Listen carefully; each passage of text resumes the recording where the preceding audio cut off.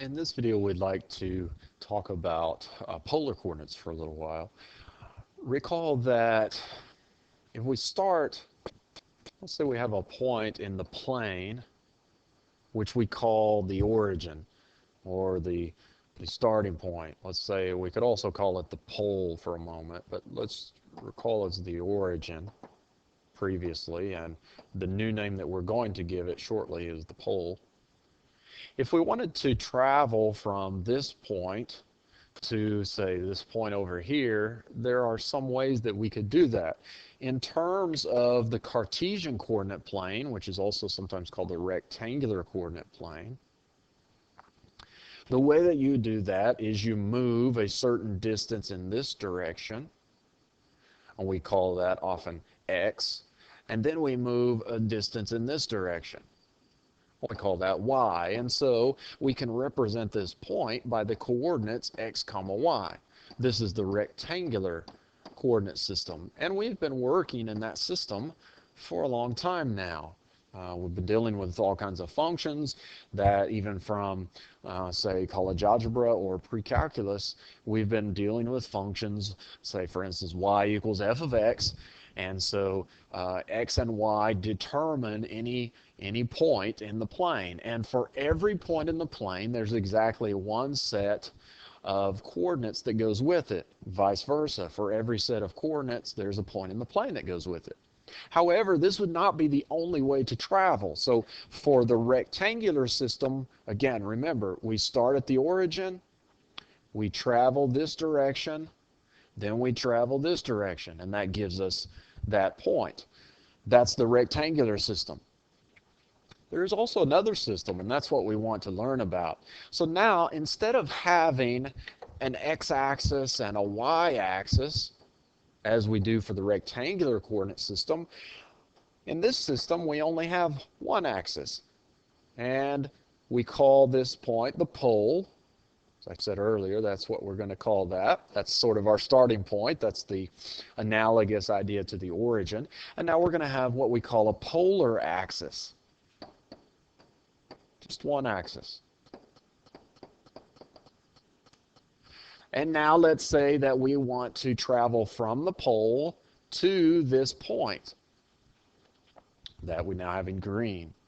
Well, here's another way that we could do that. We could stand on, let's just say that we're traveling, literally walking from the pole to this other point. We could think of ourselves as standing right on the pole and looking down the polar axis. So if you think of this as like an eyeball, we're looking down the polar axis. So the way that we can get to that point is, well, let's erase some of this unnecessary stuff, this eyeball. So we're standing at the pole, looking down the polar axis. What we can now do is we can rotate our bodies so that we're facing, so we do a rotation, so that we're now facing in the direction of that point. So now rather than looking down the polar axis, we're looking directly at where that point is, the line that that point lies on. Well, this angle that we have rotated, we could name it theta. We often do name angles theta. That's just a common variable that we use for angles. Now, once we're looking at the point, we can simply walk directly there. So we have to walk. What do we need to know in order to get to the point? We need to know how far to walk. And we could call that distance r. So now, in the rectangular system, we have an x and a y. In the polar system, we have a distance, which is r, and we have an angle, which is theta. So this one point can be represented by both a rectangular set of coordinates and a polar set of coordinates. So let's just do a couple of plottings of these polar coordinates. So now I have a new page here with a set of polar graph paper on it. So now instead of having little rectangles on your graph paper, you now have rays or lines emanating from the pole, and then you'll have circles of various radii, concentric circles, emanating out from the pole. So let's write down some points that we want to plot with this new polar system. So we have, for instance, 1, 5 pi over 4. I'm just going to write some down here. 2 and 3 pi. Then we'll plot them one at a time. 2, negative 2 pi over 3. Negative 3, 3 pi over 4, say. 1 and 5 pi over 4. 1, negative 3 pi over 4. And negative 1, comma, pi over 4. Okay, so let's start with our first point. 1, 5 pi over 4. So what are we going to do? Well, here's our pole, and there's our polar axis. Let me go ahead and map that out. So there's our polar axis. So we're going to stand at the pole, look directly down the polar axis, rotate our bodies 5 pi over 4. Well, 5 pi over 4, remember here we have 1 pi over 4, 2 pi over 4, 3 pi over 4, 4 pi over 4. Here's 5 pi over 4. So we'd be looking down that line. Okay, so let me erase those now that we know where we are. Whoop, too many.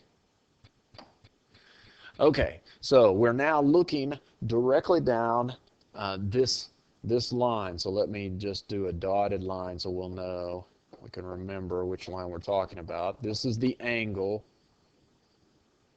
5 pi over 4. Now we need to move from the pole outward 1 unit. And that's where the circles come into play.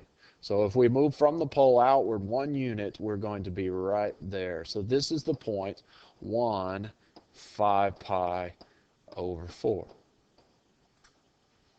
Okay. Let's see if we can go ahead and put our second point on here as well. So let's put 2 and 3 pi on here. Well, again, to plot this point, we stand on the pole. We rotate ourselves 3 pi. Well, 2 pi is all the way around, and then 3 pi would be halfway around again. So now we're looking down what used to be the negative x-axis. So we're looking that direction. And we have to move from the pole outwards 2 units. So let me see if I can put that in yellow. So this is our point, 2 units. So 1 circle, 2 circles there. Okay, so this yellow point is now 2, 3 pi. Okay. All right, now our graph is getting a little cluttered, so let me start a new page. And I'll put all of our points on that new page as well, just the coordinates that we have yet to draw. Okay, so I have a new page.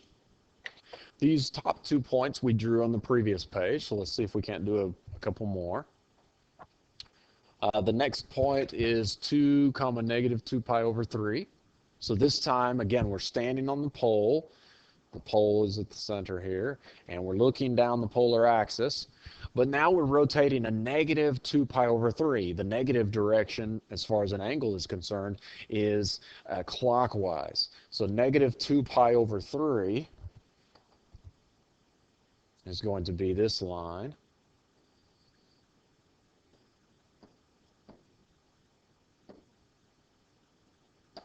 So we're looking down this line, looking that arrow towards that arrow, excuse me. And now we need to move from the pole a distance of 2 units. So we walk out 2 units. 1, 2. There's 2 units. So this point is 2 and negative 2 pi over 3. Okay, let's try our next point. So now let's see if we can't plot negative 3 and 3 pi over 4. The angle 3 pi over 4 is going to be this angle, that direction. So we're looking that direction. So this angle is 3 pi over 4.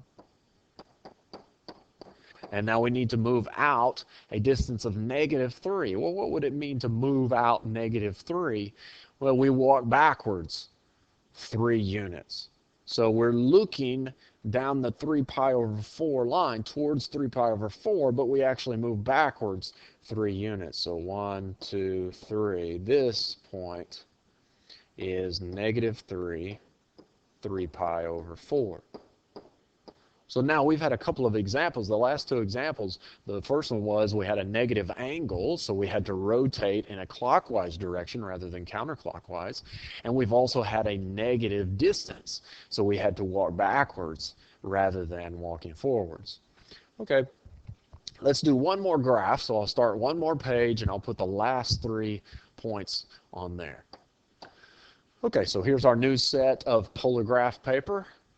And we have our 3 points that we have yet to plot. This one we have already done.